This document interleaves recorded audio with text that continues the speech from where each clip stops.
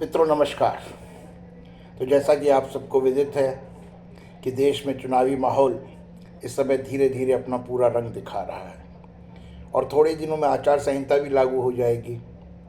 आरोप प्रत्यारोप, अपशब्द, भद्दी गालियाँ ये अपनी चरम सीमा पर पहुंच जाएंगी। शायद आचार संहिता का मतलब ही ये होता है कि आपका आचरण निम्न से निम्न स्तर पर चले जाए।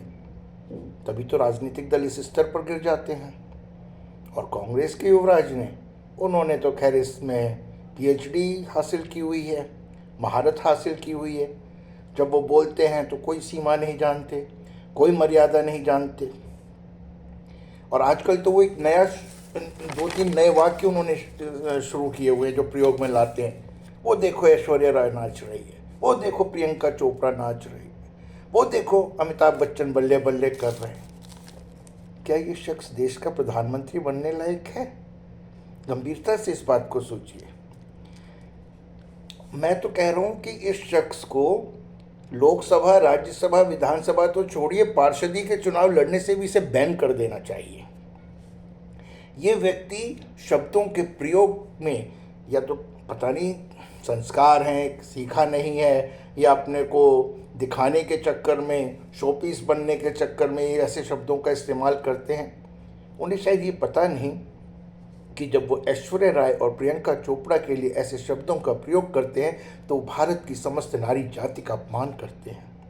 जब वो अमिताभ बच्चन के लिए कुछ शब्दों का प्रयोग करते हैं तो वो ये भूल जाते हैं कि उनकी माँ सोनिया गांधी के शादी में उनकी डोली अमिताभ बच्चन के घर से ही उठी थी। पर शायद एहसान फरामोशी इन्हें विरासत में मिली हो।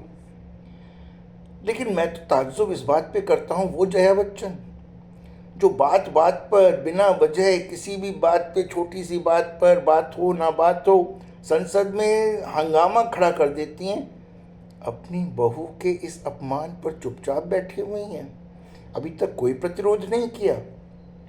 हाँ, याद आया, जया बच्चन समाजवादी पार्टी की सांसद है और अगर वो इस तरह का कोई प्रतिरोध करती या प्रतिक्रिया व्यक्त करती तो शायद राज्यसभा से जो दोबारा सीट मिली है वो नहीं मिलती, या फिर कांग्रेस और समाजवादी पार्टी के जो सीट शेयरिंग की बातचीत चल रही है वो भी शायद रुक जाती है, कहीं पे उस पर बाधा पड़ती और उसका जो ठीक रहा है वो शायद जया बच्चन के सिर पे फूट जाता।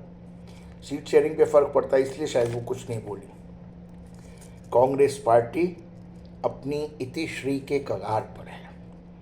जिस कांग्रेस को कभी यूपी में 1984 में 85 में से 83, 85 में से 83 सीटों पर विजय मिली थी, वो कांग्रेस आज इस बात पे खुश है कि अखिलेश यादव ने उनको 17 सीटें लड़ने के लिए यूपी में दे दी हैं।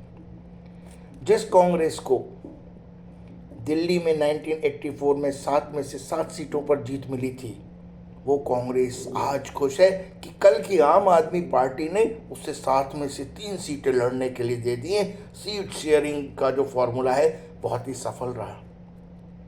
शर्म नहीं आती कांग्रेस को इन चीज़ों के लिए? अरे कहते हैं हम हैं, हम में दम है, हम 80 में से 80 सीटों पर लड़ेंगे, दिल्ली में हम 7 में से 7 सीटों पर लड़ेंगे, पंजाब में 13 में से 13 सीटों पर लड़ेंगे।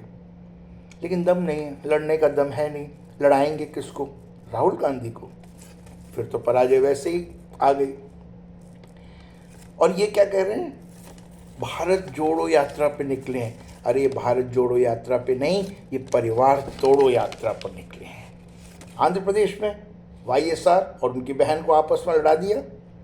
वो उनकी बहन अपने भाई जो मुख्यमंत्री हैं उनके खिलाफ लड़ने निकल पड़ी। ये कैसा भारत जोड़ो है? अरे राहुल गांधी, आप तो परिवार तोड़ो कर रहे हैं। बिल्कुल निश्चित तौर पर मान लीजिए कि कांग्रेस अपनी अंतिम सांसें गिन रही हैं, राहुल गांधी तो मात्र उस ताबूत में आखिरी कील ठोक रहे हैं। ईश्वर बचाए इस पार्टी को। और वोट देने की जहाँ तक बात है तो ध्यान रखिए, राम पे ना रहीम पर, मंदिर पे ना मस्जिद पर, जात पर ना पात पर मोहर लगेगी विकास पर। और विकास, सबका साथ सबका विकास, और सबका साथ सबका विकास मतलब अब की बार 400 पार। जय श्री राम।